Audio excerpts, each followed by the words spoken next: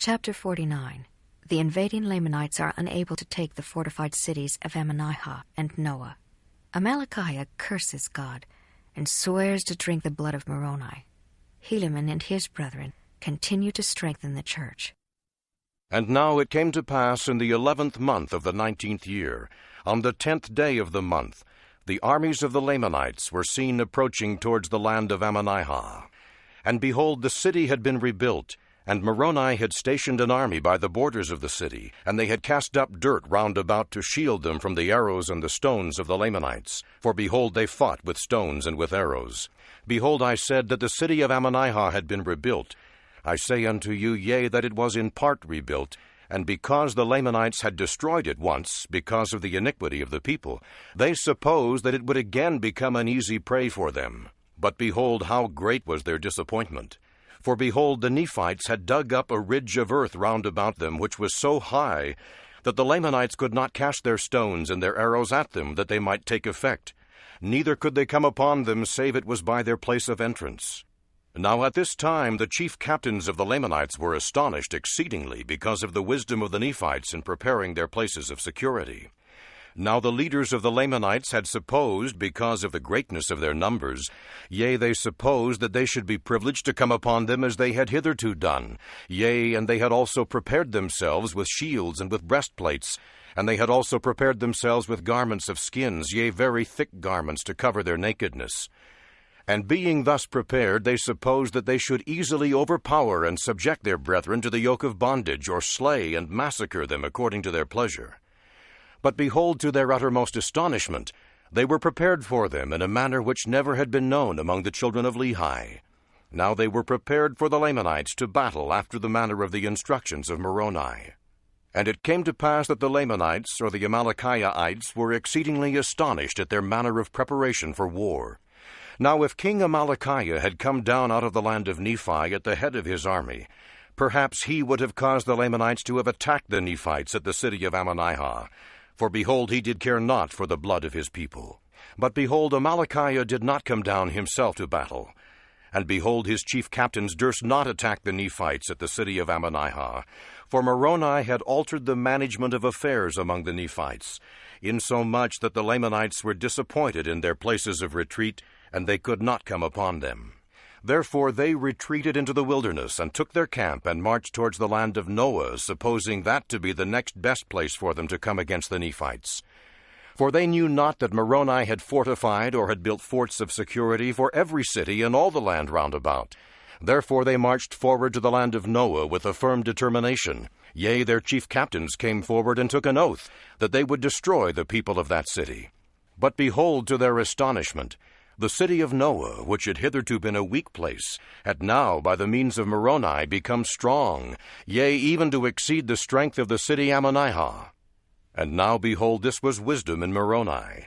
For he had supposed that they would be frightened at the city Ammonihah, and as the city of Noah had hitherto been the weakest part of the land, therefore they would march thither to battle, and thus it was according to his desires.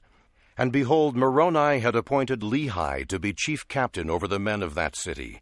And it was that same Lehi who fought with the Lamanites in the valley on the east of the river Sidon. And now behold, it came to pass that when the Lamanites had found that Lehi commanded the city, they were again disappointed, for they feared Lehi exceedingly. Nevertheless their chief captains had sworn with an oath to attack the city, therefore they brought up their armies. Now behold, the Lamanites could not get into their forts of security by any other way save by the entrance, because of the highness of the bank which had been thrown up, and the depth of the ditch which had been dug round about, save it were by the entrance. And thus were the Nephites prepared to destroy all such as should attempt to climb up to enter the fort by any other way, by casting over stones and arrows at them. Thus they were prepared, yea, a body of their strongest men with their swords and their slings, to smite down all who should attempt to come into their place of security by the place of entrance. And thus were they prepared to defend themselves against the Lamanites. And it came to pass that the captains of the Lamanites brought up their armies before the place of entrance, and began to contend with the Nephites to get into their place of security. But behold, they were driven back from time to time, insomuch that they were slain with an immense slaughter. Now when they found that they could not obtain power over the Nephites by the pass, they began to dig down their banks of earth, that they might obtain a pass to their armies, that they might have an equal chance to fight. But behold, in these attempts they were swept off by the stones and arrows which were thrown at them. And instead of filling up their ditches by pulling down the banks of earth, they were filled up in a measure with their dead and wounded bodies. Thus the Nephites had all power over their enemies. And thus the Lamanites did attempt to destroy the Nephites until their chief captains were all slain. Yea, and more than 1,000 of the Lamanites were slain. While on the other hand, there was not a single soul of the Nephites which was slain. There were about 50 who were wounded, who had been exposed to the arrows of the Lamanites through the pass. But they were shielded by their shields and their breastplates and their headplates, insomuch that their wounds were upon their legs, many of which were very severe. And it came to pass that when the Lamanites saw that their chief captains were all slain, they fled into the wilderness. And it came to pass that they returned to the land of Nephi to inform their king Amalickiah, who was a Nephite by birth, concerning their great loss. And it came to pass that he was exceedingly angry with his people, because he had not obtained his desire over the Nephites.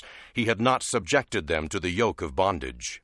Yea, he was exceedingly wroth, and he did curse God and also Moroni, swearing with an oath that he would drink his blood. And this because Moroni had kept the commandments of God in preparing for the safety of his people. And it came to pass that on the other hand, the people of Nephi did thank the Lord their God because of his matchless power in delivering them from the hands of their enemies. And thus ended the 19th year of the reign of the judges over the people of Nephi. Yea, and there was continual peace among them, and exceedingly great prosperity in the church, because of their heed and diligence which they gave unto the word of God, which was declared unto them by Helaman, and Shiblon, and Corianton, and Ammon, and his brethren, yea, and by all those who had been ordained by the holy order of God, being baptized unto repentance, and sent forth to preach among the people.